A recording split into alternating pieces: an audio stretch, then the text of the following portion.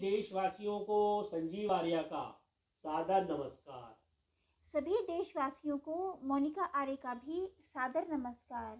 जी, आज दिनांक 20 फरवरी 2021 के दिन YouTube पर अपने साप्ताहिक कार्यक्रम साप्ताहिक राशिफल के अंतर्गत 21 फरवरी से लेकर 27 फरवरी के बीच वीडियो के इस भाग में हम आपको आज तुला राशि से लेकर मीन राशि तक के जातकों के राशिफल के बारे में जानकारी देंगे श्री माननीय संजीव आर्य जी। धन्यवाद मोनिका जी।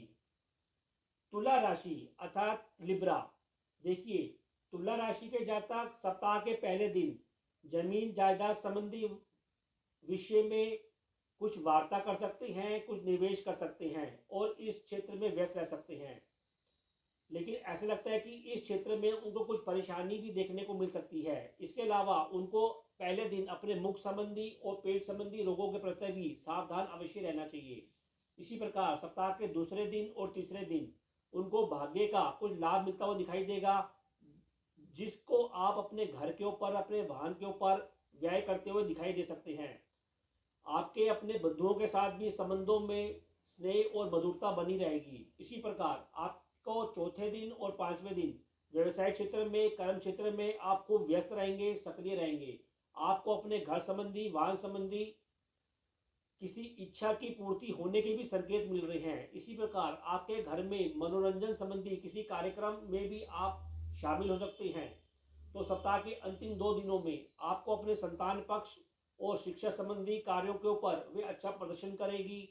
आप अपने बुद्धि बल से भी विशेष धन लाभ लेते हुए दिखाई दे रहे हैं और स्त्री वर्ग से भी आपको विशेष धन लाभ मिलता हुआ दिखाई दे रहा है। मोटे तौर पर इस हफ्ते आपको दैनिक रोजगार में और जीवन साथी के साथ मतभेद लेने से और परेशानी लेने से बचना चाहिए। इसी प्रकार पारिवारिक कलह से भी आपको बचने की सलाह दी जाती है। फिर भी उपाय के तौर पर आपको इस हफ्ते सतनाजा पक्षियों को डालना चाहिए और हनुमान चालीसा का नित्य पाठ करना चाहिए। वृश्चिक राशि अर्थात स्कॉर्पियो। देखिए, वृश्चिक राशि की जातक सप्ताह के पहले दिन अपने जीवन साथी के साथ, अपने पार्टनर के साथ रिश्तों को लेकर कोई खास ध्यान दें, क्योंकि इस बीच आपके मतभेद बने हुए हैं। इसी प्रकार आपको अपने मुख संबंधी रोगों से भी आपको अपना ध्यान रखना चाहिए। तो सप्ताह के दूसरे दिन और तीसरे दिन आपको धन संबंधी प्रश्नों पर और अपने बंधुओं के साथ रिश्तों को लेकर कुछ चिंता हो सकती है और ऐसा भी लगता है कि इस बीच आपका मिलन भी संभव है और आप लोग खेलकूद क्षेत्र में और मनोरंजन में अपना समय व्यतीत करते हुए दिखाई दे रहे हैं। इसी प्रकार हफ्ते के चौथे दिन और पांचवें दिन आप अपने बंधुओं के संग धर्म संबंधी और मनोरंजन संबंधी यात्रा में जा सकते हैं और आप अपने किसी स्किल के द्वारा आपको विशेष लाभ मिलता हुआ या सम्मान मिलता हुआ भी दिखाई दे रहा है। इसी प्रकार सप्ताह के अंतिम 2 दिनों में आप अपने कर्म क्षेत्र में, व्यवसाय क्षेत्र में खूब व्यस्त रहेंगे, सक्रिय रहेंगे। आपको माता पिता से भी विशेष सहयोग मिलता हुआ दिखाई दे रहा है और उस सहयोग को आप अपने घर के ऊपर या अपने वाहन के ऊपर भी निवेश करते हुए दिखाई दे रहे हैं। कुल मिलाकर इस हफ्ते आपको स्वयं अपने ऊपर और अपने जीवन साथी के स्वास्थ्य के ऊपर कुछ चिंता बनी रह सकती है और आपको सलाह दी जाती है कि आपसी संबंधों पर आप विशेष ध्यान दें। फिर भी उपाय के तौर पर आपको इस हफ्ते सतनाजा पक्षियों को डालना चाहिए और हनुमान चालीसा का नित्य पाठ करना चाहिए। धनु राशि अर्थात सैजिटेरियस। देखिए, धनु राशि के जातक सप्ताह के पहले दिन आपको गुप्त धन लाभ मिलता हुआ दिखाई दे रहा है।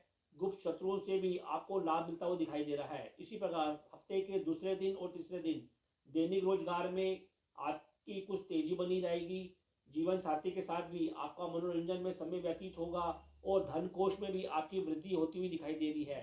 इसी प्रकार सप्ताह के चौथे दिन और पांचवें दिन आपको अपने स्वास्थ्य का, विशेष कर छाती का, उससे संबंधित रोगों का ध्यान रखना चाहिए। माता के स्वास्थ्य का भी आपको ध्यान अवश्य रखना चाहिए। ऐसा भी लगता है कि आपको माता से भी कुछ लाभ मिलता हुआ दिखाई दे रहा है। इसी प्रकार हफ्ते के अंतिम 2 दिनों में आपको अपने बंधुओं के साथ किसी यात्रा पे आप जा सकते हैं और आपको धर्म और आपको सम्मान मिलता हुआ भी दिखाई दे रहा है। राज्य पक्ष से भी आपको लाभ मिलता हुआ दिखाई दे रहा है। कुल मिलाकर इस हफ्ते आपको केवल अपने मुख संबंधी रोगों से और अपने कर्ज और शत्रुओं के प्रति कुछ सावधान और सजग अवश्य रहना चाहिए। और उपाय के तौर पर आपको इस हफ्ते हनुमान चालीसा का नित्य पाठ करना चाहिए और सफ़ेद वस्तुओं का अधिक से अधिक दान करना चाहिए। यदि आपने हमारे चैनल MS ज्योतिष सलाह को अभी तक सब्सक्राइब नहीं किया है तो कृपया इसे शीघ्र ही सब्सक्राइब कीजिए, और यदि आपको हमारी वीडियोस पसंद आए हैं तो इन्हें लाइक एंड शेयर कीजिए। धन्यवाद मोनिका जी।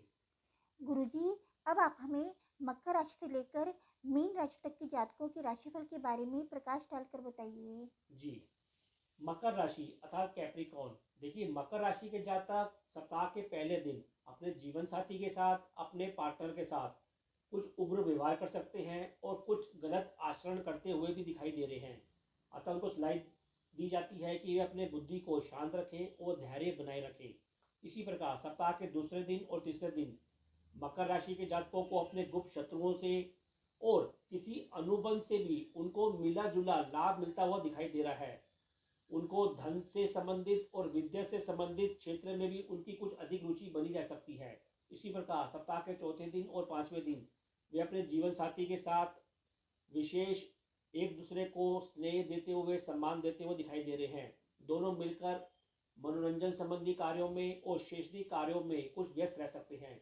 इसी प्रकार सप्ताह के अंतिम 2 दिनों में मकर राशि के जातकों को अपने माता रूपी किसी वर्ग से विशेष आर्थिक लाभ मिलता हुआ दिखाई दे रहा है। उनके धन कोष में भी वृद्धि होती हुई दिखाई दे रही है। साथ ही जीवन साथी का भी सहयोग उनको निरंतर मिलता रहेगा।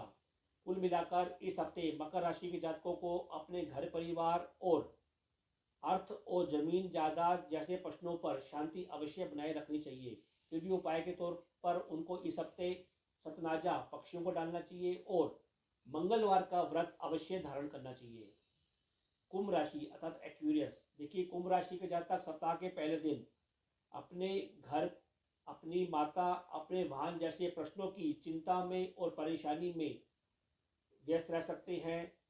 उनको अपने बंधुओं से भी मदद मिलती हुई नजर आ रही है और उनके व्यवसाय क्षेत्र में भी तेजी बनी रहेगी। इसी प्रकार सप्ताह के दूसरे दिन और तीसरे दिन आपकी बुद्धि कुछ चंचल रह सकती है।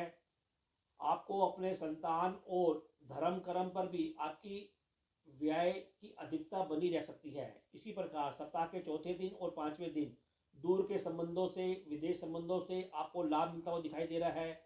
गुप्त शत्रुओं से और पड़ोसियों से भी आपको मदद मिलती हुई दिखाई दे रही है। इसी प्रकार आपको सलाह दी जाती है कि इन 2 दिनों में आप ठंड से संबंधित और अपने छाती से संबंधित रोगों के प्रति अवश्य सावधान और सजग रहें।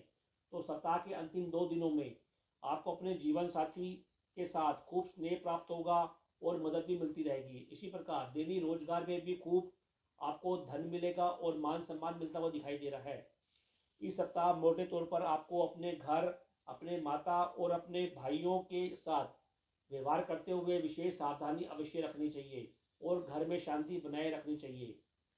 फिर भी उपाय के तौर पर आपको इस हफ्ते सतनाजा पक्षियों को डालना चाहिए और मंगलवार का व्रत धारण करना चाहिए।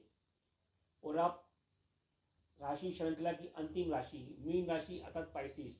देखिए, मीन राशि के जातक सप्ताह के पहले दिन अपने बंधुओं के साथ और पराक्रम संबंधी क्षेत्रों में कुछ अधिक सक्रिय रहेंगे और व्यस्त रहेंगे। आपको सलाह दी जाती है कि आप अपने मुख संबंधी रोगों और अपने बाजुओं के रोग और चोट चपेट से अवश्य सावधान रहें। इसी प्रकार सप्ताह के दूसरे दिन और तीसरे दिन आपको घर संबंधी कार्यों में आप कुछ व्यस्त रह सकते हैं।